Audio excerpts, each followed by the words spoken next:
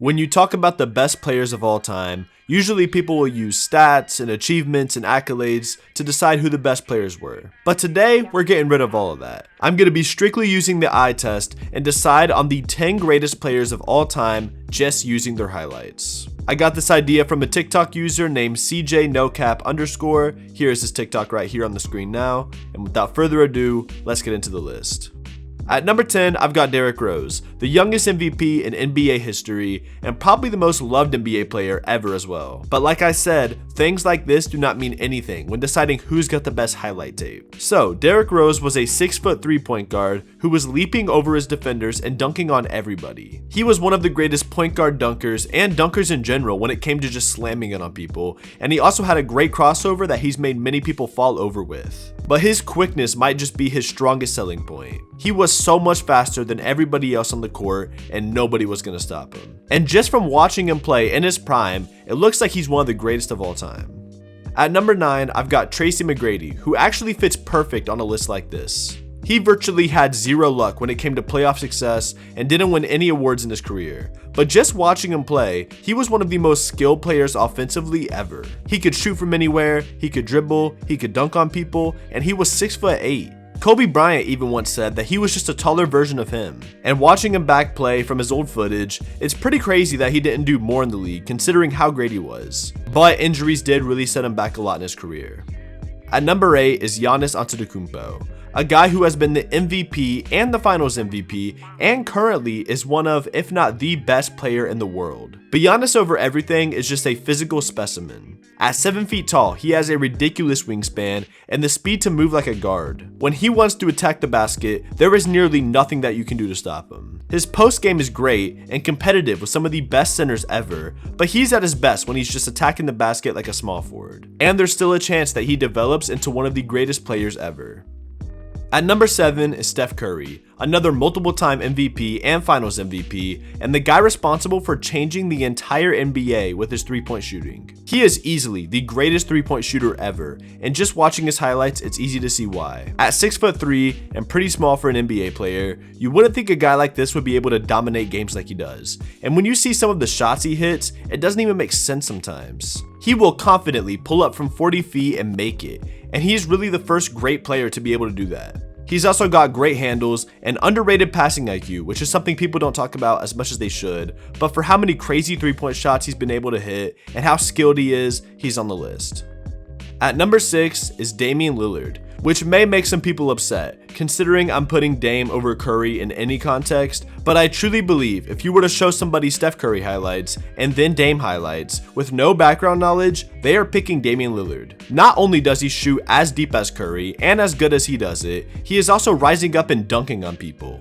He is literally a hybrid of Steph Curry and Derrick Rose. In literally any other conversation, Curry will always have the edge on Dame, but just based off eye test alone, I'm picking Dame.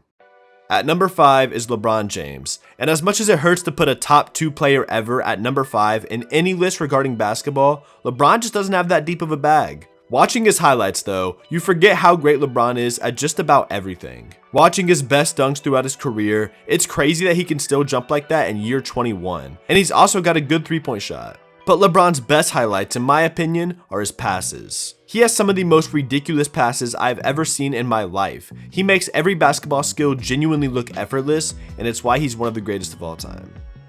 Number 4 is Kevin Durant. KD is a player that a lot of people hate for things that he's done in the past, but no matter what, you've got to respect his skill on the basketball court. He is 7 feet tall and genuinely plays like a shooting guard. And he really built the archetype for players today, like Giannis and Victor Wembanyama, as taller players who can pretty much play all 5 positions. And just watching him play, you can tell how hard it'd be to guard him. People have argued that KD is the greatest scorer ever in NBA history, and it's definitely something you could argue. He can get a bucket from inside at will, he's got an amazing jump shot, and handles to be able to get past his defenders quickly at 7 feet tall. But no matter what, he's still a snake.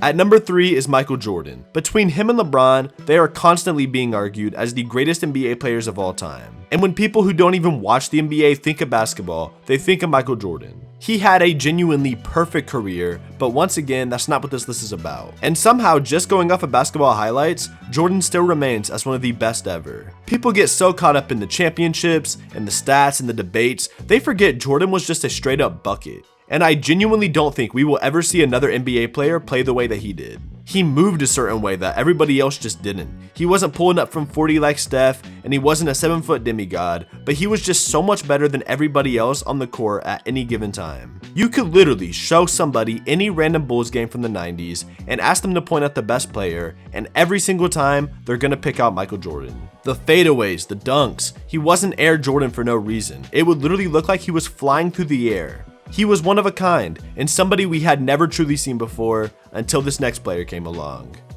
At number 2 is the Black Mamba, Kobe Bryant. Again, on any other list, Jordan would always be over Kobe, except for this one.